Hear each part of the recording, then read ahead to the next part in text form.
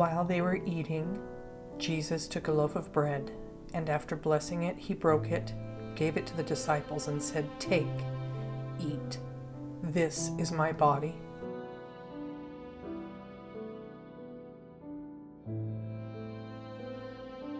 Then he took a cup, and after giving thanks, he gave it to them, saying, "Drink from it, all of you.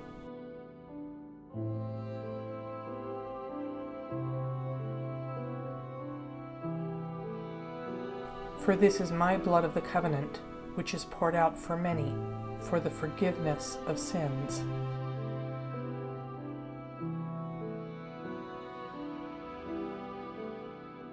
I tell you, I will never again drink of this fruit of the vine until that day when I drink it new with you in my Father's kingdom."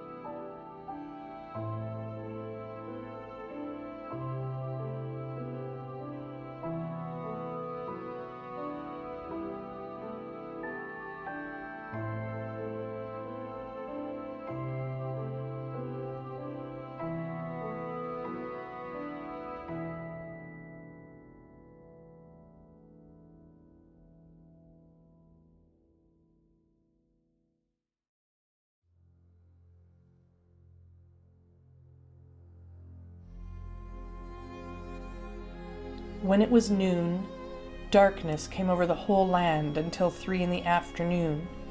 At 3 o'clock, Jesus cried out with a loud voice, "Eloi, Eloi, lema sabachthani," which means, my God, why have you forsaken me?"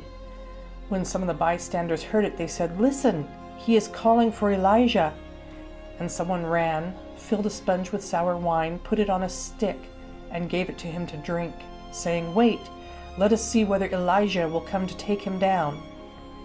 Then Jesus gave a loud cry and breathed his last, and the curtain of the temple was torn in two from top to bottom.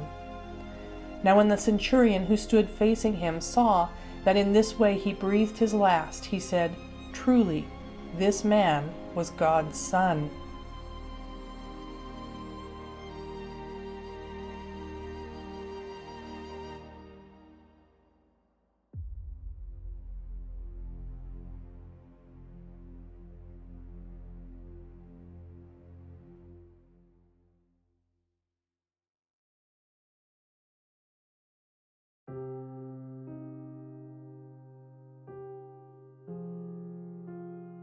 He was despised and rejected by others, a man of suffering and acquainted with infirmity. And as one from whom others hide their faces, he was despised, and we held him of no account. Surely he has borne our infirmities and carried our diseases.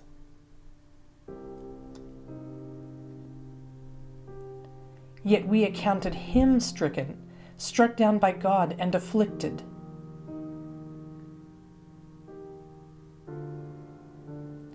But he was wounded for our transgressions, crushed for our iniquities. Upon him was the punishment that made us whole, and by his bruises we are healed. All we, like sheep, have gone astray. We have all turned to our own way. And the Lord has laid on him the iniquity of us all.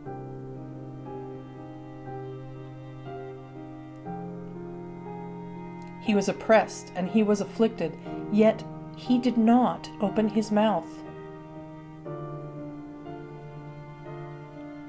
Like a lamb that is led to the slaughter, and like a sheep that before its shearers is silent, so he did not open his mouth.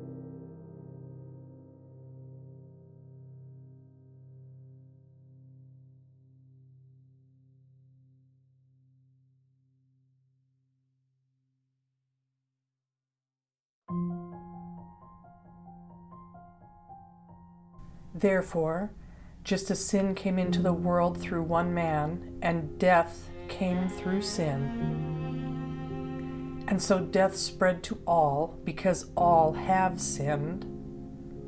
Sin was indeed in the world before the law, but sin is not reckoned when there is no law.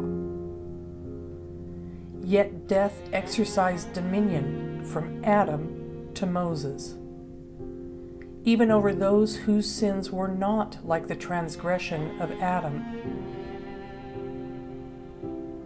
who is a type of the one who was to come.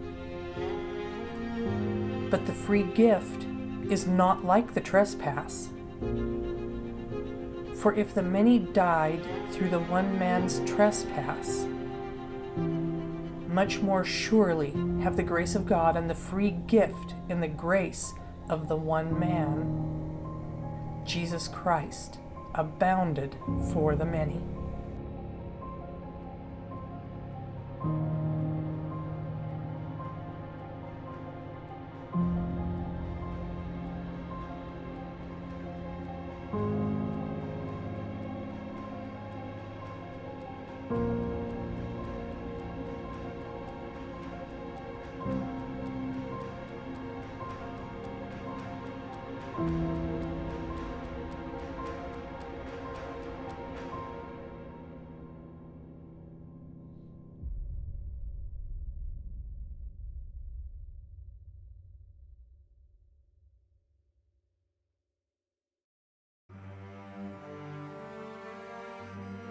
But we do see Jesus, who for a little while was made lower than the angels, now crowned with glory and honor because of the suffering of death, so that by the grace of God he might taste death for everyone.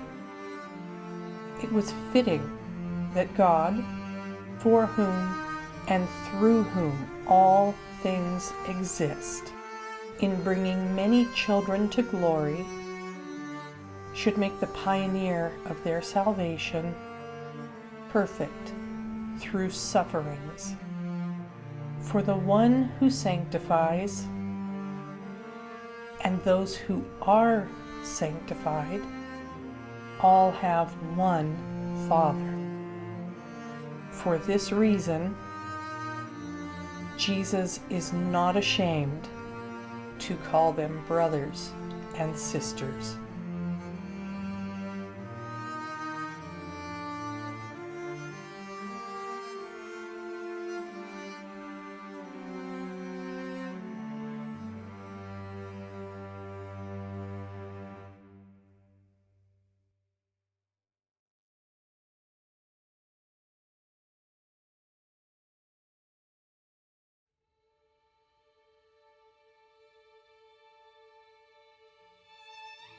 For while we were still weak, at the right time Christ died for the ungodly.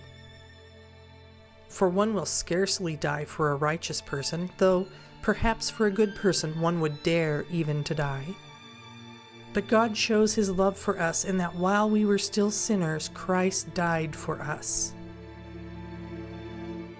Since, therefore, we have now been justified by his blood, much more shall we be saved by him from the wrath of God. For if while we were enemies we were reconciled to God by the death of his Son, much more, now that we are reconciled, shall we be saved by his life.